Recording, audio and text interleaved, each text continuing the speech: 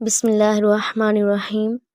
حضرت محمد صلی اللہ علیہ وآلہ وسلم ایک دفعہ سفر کر رہے تھے کہ آپ نے اپنے ساتھیوں سمیت ایک جگہ پڑاؤ ڈالا۔ اس علاقے میں ایک عورت تھی جس نے سارے لشکر کے لیے روٹیاں تیار کیں۔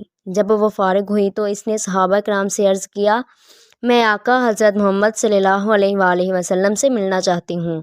صحابہ کرام اس عورت کو آپ کے پاس لے گئے۔ جب یہ عورت حضرت محمد صلی اللہ علیہ وآلہ وسلم کے پاس گئی تو اس نے عرض کی، یا رسول اللہ صلی اللہ علیہ وآلہ وسلم، میرا ایک بچہ ہے، میں جب بھی تندور پر روٹیاں تیار کرتی ہوں تو میرا بچہ میرے پاس آ جاتا ہے۔ میں اپنے بچے کو تندور کے پاس نہیں آنے دیتی کہ میرے بچے کو آگ کی گرم ہوا نہ لگ جائے، کیونکہ میں ماں ہوں۔ ماں کا دل بہت ہی نرم اور نازک ہوتا ہے، وہ اپنی پیدا کی ہوئی اولاد کو کس طرح سے مشکل میں دیکھ سکتی ہے۔ میں نے سنا ہے کہ اللہ تعالیٰ 70 ماؤں سے زیادہ پیار کرتا ہے۔ جب اللہ تعالیٰ 70 ماؤں سے زیادہ پیار کرتا ہے تو خدا ہم کو کس طرح سے جہنم میں جانے دے گا۔ حدیث پاک میں ہے، اللہ تعالیٰ کے آخری نبی حضرت محمد صلی اللہ علیہ وآلہ وسلم نے اس عورت کی بات سن کر اپنا سر جھکا لیا۔ آپ صلی اللہ علیہ وآلہ وسلم کی آنکھوں میں زاروں کی طار آنسو بہنے لگے۔ حضور اکرم صلی اللہ علیہ وآلہ وسلم اتنا روئے کہ اللہ تعالیٰ کے حکم سے حضرت جبرائیل علیہ السلام آپ کے پاس تشریف لائے۔ حضرت جبرائیل نے فرمایا، یا رسول اللہ صلی اللہ علیہ وآلہ وسلم، اللہ تعالیٰ کا حکم ہے کہ اس عورت کو فرما دیں، اللہ نے ان پر ظلم نہیں کیا، انہوں نے اپنی جانوں پر خود ظلم کیا۔ اللہ تعالیٰ تو چاہتا ہے کہ میرا بندہ مجھ سے مانگے، کیا مانگتا ہے میں اس کو عطا کرنے کے لیے تیار ہوں۔ یہ لوگ خود توبہ نہیں کرتے، یہ لوگ شیطان کی بات مانتے ہیں، یہ تو اللہ تعالیٰ کی بارگاہ میں توبہ ہی نہیں کرتے ہیں، یہ تو اللہ تعالیٰ کو بھول ہی جاتے ہیں، یہ لوگ اپنے عمل کی وجہ سے دوزخ میں ڈالے جائیں گے۔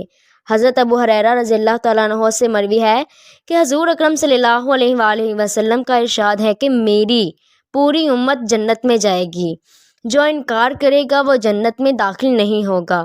عرض کیا گیا، جنت میں جانے سے کون انکار کرتا ہے؟ آپ نے فرمایا کہ جس نے میری اطاعت کی وہ جنت میں داخل ہو جائے گا، جس نے میری اطاعت نہ کی وہ جہنم کی آگ میں جائے گا۔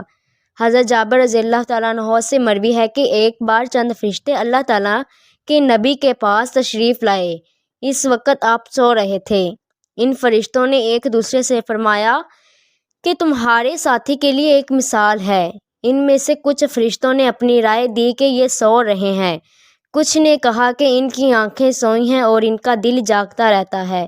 چند فرشتوں نے کہا کہ ان کی مثال اس بندے جیسی ہے جس نے ایک گھر بنایا اور اس گھر میں کھانے کی دعوت کا انتظام کیا اور ایک بلانے والے کو بھیجا، تو جس نے اس بلانے والے کی بات مانی وہ گھر میں آ گیا، اس دعوت میں سے کھا لیا۔ جس نے اس بلانے والے کی بات نہ مانی تو ظاہر ہے نہ گھر آئے گا اور نہ ہی اس کو کچھ کھانے پینے کو ملے گا۔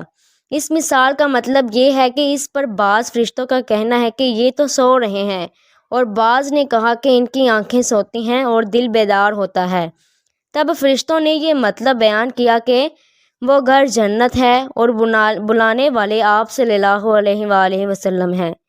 لہٰذا جس نے محمد صلی اللہ علیہ وآلہ وسلم کی اطاعت کی، اس نے اللہ کی اطاعت کی، اور جس نے محمد صلی اللہ علیہ وآلہ وسلم کی نافرمانی کی، اس بندے نے اللہ تعالیٰ کی نافرمانی کی۔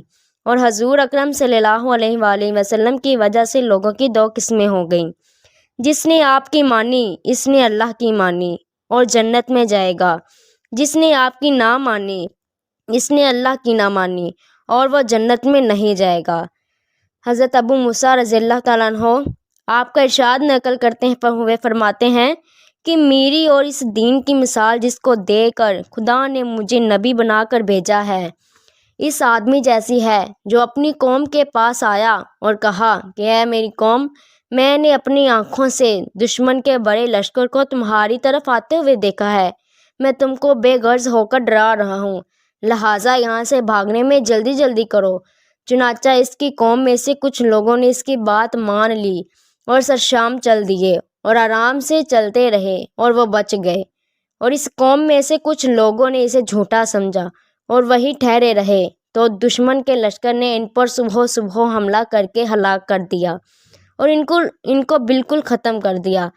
یہ مثال ہے کہ ان لوگوں کی جنہوں نے میری بات مانی اور جو دین حق میں لے کر آیا اس پر عمل کیا، اور ان لوگوں کی جنہوں نے میری نافرمانی کی اور جو دین حق لے کر آیا انہوں نے ان کو جھٹلایا۔